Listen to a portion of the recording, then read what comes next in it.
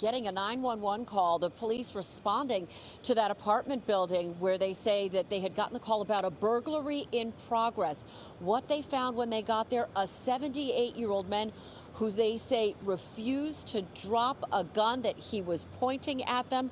Officers having to return fire. That shooting fatal. Now under investigation by the Attorney General's office, as are all fatal police encounters. That building in Bed-Stuy, police responding, saying it was a very narrow hallway where they were encountering that man.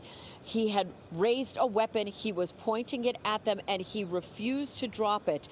They continued to ask him and demand that he put that weapon down. They say that he did not respond appropriately to those commands at the Lewis Avenue apartment building in Bedford-Stuyvesant. They went inside, finding that man still holding the gun.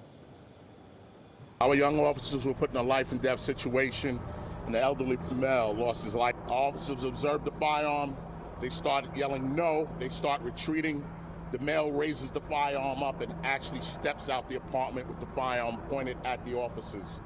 The two officers both discharged their weapons. The male was hit numerous times in the body.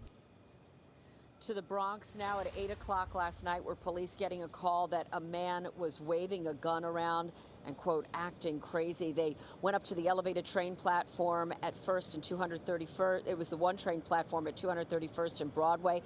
Police pointing them to the direction of the man who was fleeing down the platform. They gave him multiple commands to put the gun down. He did not, and he continued to point the gun at them. Not responding to those commands, one officer firing one round, hitting the man in the left hand. The weapon then dropped. He was arrested, taken to St. Barnabas Hospital. No officers injured in that. And to Queens now, yesterday afternoon, where a woman sought refuge inside a Jamaica church, finding a security guard inside because she said there was a man outside who was waving a knife around. This happening shortly before 4 o'clock in the afternoon. As that security guard came out to protect others and to assist, he was stabbed by the man, according to police. Two officers arriving on the scene, demanding that the man drop the knife. He continued to advance on them.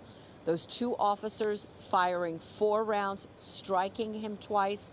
The man continuing to hold on to the knife. Another officer tasing him as he refused to drop the weapon. He is in the hospital now.